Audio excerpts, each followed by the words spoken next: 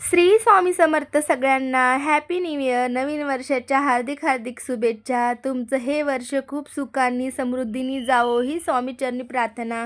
तर मी तुम्हाला 5 किलो मसाले भात म्हणजेच व्हेज पुलाव कसा करायचा हे सांगणार आहे. आज मी हे पुलाव माझ्या मुलीच्या वाढदिवसानिमित्त बनवला होता. स्वामींच्या मठामध्ये मला अन्नदान करायचं होतं. तर चला मग मी कसा बनवला आहे मी तुम्हाला सांगते. आणि आज दिवसभरात आम्ही वैभवीचा बड्डे कसा सेलिब्रेट केला मठामध्ये, सगळ्यांचा आशीर्वाद घेतला माझ्या मुलीने, सगळं काही शेअर करणार आहे. तर तुम्हाला जर व्हिडिओ आवडला असेल तर नक्कीच लाईक, शेअर, सबस्क्राईब करा. सगळा व्हिडिओ न स्क्रिप्ट करता बघा. तर असा करायचा लहान मुलांचा बड्डे. तर इथे बघा माझी परी, माझी वैभवी मला सगळ्या भाज्या कट करून देत आहे. बिचारी खूप रडली बघा. कांदा वगैरे कट करताना तिच्या डोळ्यात खूप पाणी आलं. बोलली, "मी आज स्वामींच्या मठात प्रसाद न्यायसाठी स्वतः बनवणार मम्मी." तर इथे मी छान असे 2 किलो तांदूळ, 2-1.5 किलो तांदूळ पाण्यामध्ये उकळून घेतलेले आहेत. त्याच्यात सगळे खडे मसाले टाकलेले आहेत. मिरे, दालचिनी, लवंग, तेजपत्ता सगळं टाकून मी तांदूळ वाफवून बाजूला ठेवले आहे. त्यानंतर इथे छान कांदा कट केलेला आहे 1 किलो. त्याच्यामध्ये अद्रक लसणाची पेस्ट, अद्रक, लसण, टोमॅटो अर्धा किलो कट करून घेतली आणि छान तेलामध्ये बघा अशी परतून घेतले. इथे माझे वैभवी स्वतः बनवत आहे. ती म्हणाली, "माझ्या साठी मीच स्वामींसाठी प्रसाद बनवणार." मला हे एवढ्या छोट्या वयात तिचे संस्कार बघून, तिची आवड बघून खूप आनंद झाला.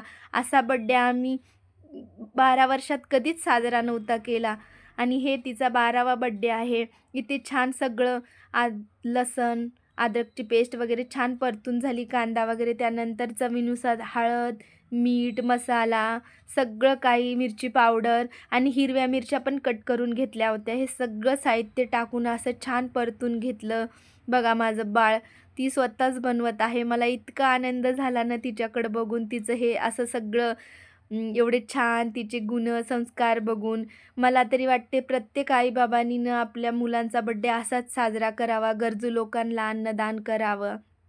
कारण आपण कितीही जरी मोठा बड्डे केला ना, काही नाही, बाहेर सगळ्यांना भेटते ते ठीक आहे, पण अन्नदान करणं, मंदिरात प्रसाद वाटणं हे खूप छान आहे. मुलांवर चांगले संस्कार पडतात. इथे छान सगळ्या व्हेजिटेबल वैभवींनी टाकून घेतलेले आहेत त्या मसाल्यामध्ये आणि त्याला छान परतून घेतलं 10 मिनिट.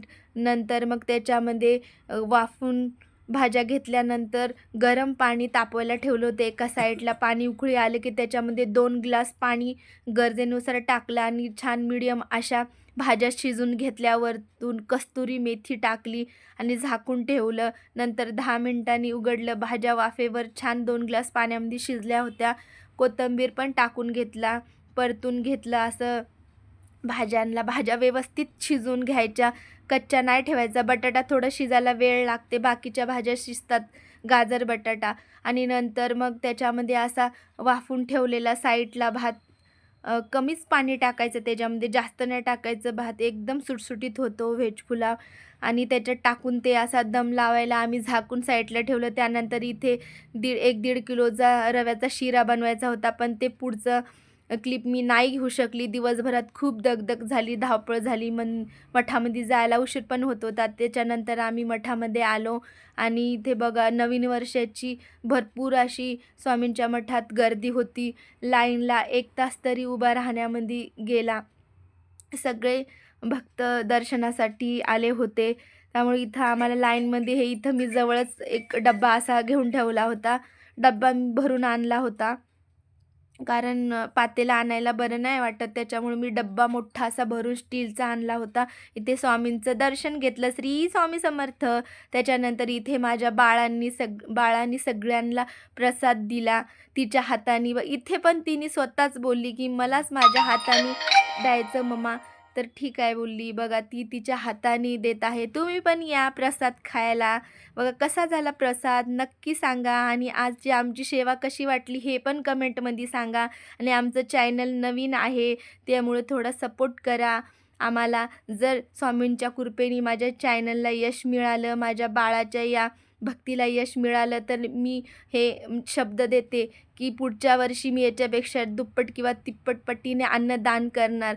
माझ्या जे काही यूट्यूब चॅनलमधली कमाई येणार त्याच्यामधून मी सदैव स्वामींच्या मंदिरामध्ये प्रसाद अन्नदान करत राहणार. आणि हो, गरजू लोकांना पण असाच माझ्या वैभवीच्या बड्डेला अन्नदान करत राहणार. याच्याहून जास्त पुण्य आम्हाला तरी काहीच वाटत नाही. हेच सगळ्यात जास्त पुण्य आहे आणि माझ्या बाळाचा बड्डे सेलिब्रेशन करणं हे सगळ्यात खूप 12 वर्षात चांगलं वाटलं आम्हाला. आणि तिने ठरवलं मी आयुष्यात असाच बड्डे चांगला करणार. मम्मा पायथ्याशी मंदिराच्या खाली आल्यावर गणपती बाप्पाचं मंदिर होतं, तिथं दर्शन करून घेतलं तिने. आम्हाला नाही जायला वेळ मिळाला. त्यानंतर असा बाबांनी केक आणला होता. इथे तिच्या घरच्यांनी, मामांनी वगैरे, मामीनी तिच्यासाठी ड्रेस पाठवला होता आणि खूप मज्जा झाली बाळाची माझ्या. तिला 2-3 ड्रेस मिळाले. पप्पांनी पण सुंदर ड्रेस घेतला होता. खूप खुश होती ती. आणि असा आम्ही छोटासा घरच्या घरीच बड्डे सेलिब्रेशन केलं होतं. आणि मम्मीनी तिला छान सजवून दिलं सिम्पलचं. मग मी तिला ओवाळून घेतलं, तिला खूप आशीर्वाद दिला. माझं बाळ नवीन वर्षाचं आमच्या घरी आली आमची लक्ष्मी आणि आमच्या आयुष्यात खूप सुंदर सुंदर क्षण आले. तर तिच्या येण्याने आमच्या घरामध्ये खूप आनंद आला. खूप छान आहे माझं बाळ, सगळ्या गोष्टी चांगल्या करते. पप्पानी इथं कॅन्डल लावली. आम्हाला कॅन्डल फुकायची नव्हती पण ही कॅन्डल लावली तिच्या आनंदासाठी. नंतर तिने केक कट केला. कसा वाटला तुम्हाला केक माझ्या बाळाचा आणि बड्डे पण कसा वाटला कमेंटमध्ये नक्की सांगा. या सगळे वाढदिवसाला माझ्या बाळाच्या. आता तिला पप्पांनी केक भरवला असा. आणि माहिती आहे का किती केक खाल्ला माझ्या बाळाने? खूप खाल्ला बघा. खाती आहे केक, पप्पांनी चारला. आम्ही काही एवढं बाहेरच्या लोकांना वगैरे नव्हतं बोलवलं कारण तिला छोटासाच बड्डे करायचा होता घरी. आणि आम्हाला घरी यायला चक्क 10:30 वाजले. आम्ही 10:30ला केक कट केला. आणि हे बघा पॅनकेक सॉरी. हे पण मी तिला सकाळी मग तिच्या आवडीचे सगळे पदार्थ बनवले. इथं पॅनकेक बनवला, तिच्यासाठी गुलाबजामुन बनवले. आणि हे सगळ्या रेसिपी जे आहेत ना ह्याचे पण मी शूट केलं. हे 2 दिवसात तिच्यासाठी पदार्थ बनवले आणि याचे पण मी व्हिडिओ टाकणार आहे. तुम्ही नक्की बघा माझ्या चॅनलवर येऊन.